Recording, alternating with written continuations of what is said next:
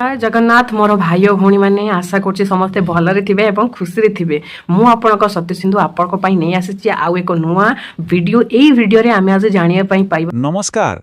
आज आमे गोटे बहुत बड़ सुजोग विषय कथा हबा। आज्ञा हाँ, LIC हाउसिंग फाइनान्स लिमिटेड पक्षरु नुआ निजुक्ति बाहरी तेबे चलंतु आवेदन करिबा पई कौन सबु दरकार से सबको पूरा सरल भाव बुझी नबा।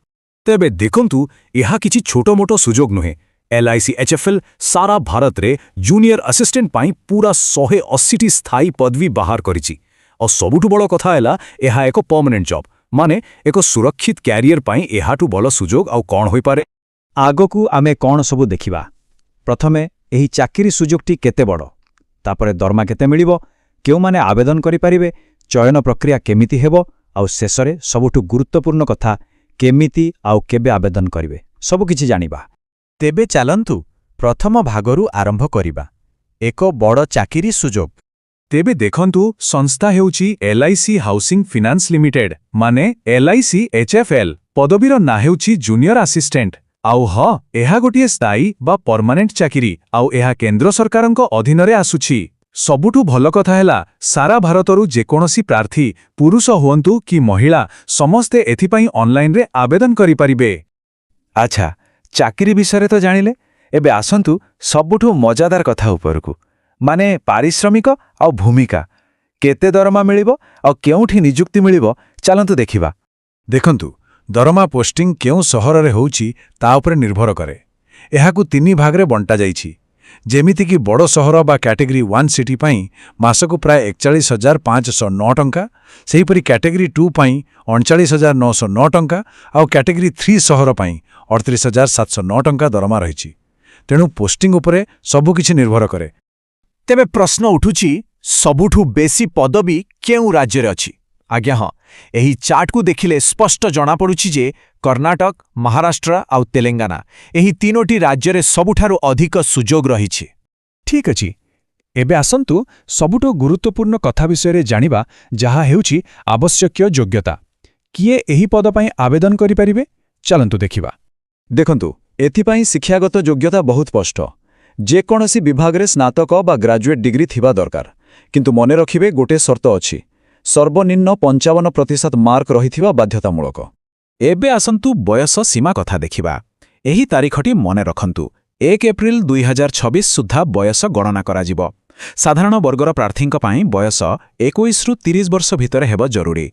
किंतु हाँ, संरक्षित वर्गंक पाई बयस कोहळर व्यवस्था अछि।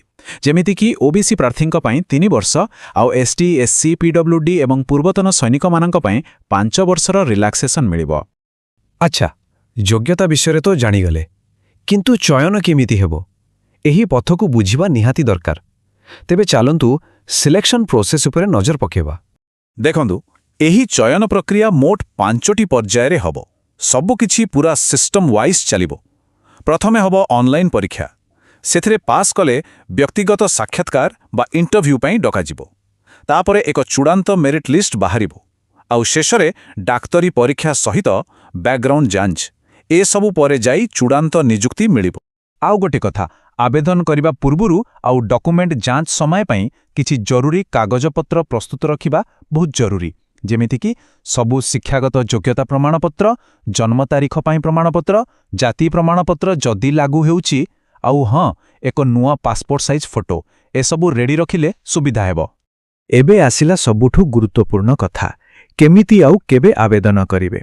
एही सेक्शनटी को टिके ध्यान दे सुनिबे कारण समय सीमा बहुत महत्वपूर्ण। आवेदन शुल्क को नहीं गोटे छोट द्वंद्व अछि, तेणु एहाकु स्पष्ट करिबा दरकार। देखंतु गोटिए जगार लेखा अछि जे एहा संपूर्ण मागणा, किंतु आउ गोटे जगार साधारण EWS, OBC, SC, ST समस्त प्रार्थींक पई 800 टंका शुल्क लेखा अछि। तेणु आमे एक सुरक्षित पंथा आपणिबा। आवेदन करिबा बेले 800 टंका देबा पई प्रस्तुत रहिबाटा ही बुद्धिमानर काम हेबो। जहाँ भी हो ऑफिशियल नोटिफिकेशन को ही शेष कथा बोली धरिबे। अच्छा, तारीख गुड़ी को कैलेंडर मार्क करी रखंतु। आवेदन प्रक्रिया 16 एप्रिल 2026 रु आरंभ हेबो आउ शेष तारीख हेउछि 30 एप्रिल 2026। मात्र किछि दिनर समय अछि। आउ परीक्षा जून मासर प्रथम सप्ताह रे हेबार संभावना अछि। तेणु बिल्कुल देरी करंतु नहीं। ତେବେ ଶେଷରେ ଆପ୍ଲାଏର ଲିଙ୍କ୍ ମୁଁ ଆପଣଙ୍କୁ ଡିସ୍କ୍ରିପ୍ସନରେ ଦେଇଦେଇଛି, ଆପଣ ଯାଇକି ନିଶ୍ଚିତ ଭାବରେ ଚେକ୍ଆଉଟ୍ କରନ୍ତୁ। ହଁ ଆଜ୍ଞା, ଆପଣ ଯଦି ଆମର ଟେଲିଗ୍ରାମ ଚ୍ୟାନେଲ ଜଏନ୍ କରିନାହାନ୍ତି ତାହେଲେ ନିଶ୍ଚିତ ଭାବରେ ଟେଲିଗ୍ରାମ ଚ୍ୟାନେଲକୁ ଜଏନ୍ କରିନିଅନ୍ତୁ ଫର୍ ମୋର୍ ଜବ୍ ଅପଡେଟ୍ସ। ଏବଂ ଯଦି ଆପଣ ଚ୍ୟାନେଲଟିକୁ ସବସ୍କ୍ରାଇବ୍ କରିନାହାନ୍ତି ତାହେଲେ ନିଶ୍ଚିତ ଭାବରେ ସବସ୍କ୍ରାଇବ୍ କରିନିଅନ୍ତୁ ନୂଆ ନୂଆ ଏମିତି ଜବ୍ ଅପଡେଟ୍ ପାଇବା ପାଇଁ। ତ ଇଏ ଥିଲା ଆଜିର ଭିଡ଼ିଓ। ଯଦି ଭିଡ଼ିଓ ଆପଣଙ୍କୁ ଭଲ ଲାଗିଛି ତାହେଲେ ନିଶ୍ଚିତ ଭାବରେ ଲାଇକ୍ ସେୟାର ସବସ୍କ୍ରାଇବ୍ କରିବା ଭୁଲିବେନି। ରହିଲି, ଜୟ ହିନ୍ଦ, ବନ୍ଦେ ମାତରମ୍, ନମସ୍କାରମ୍।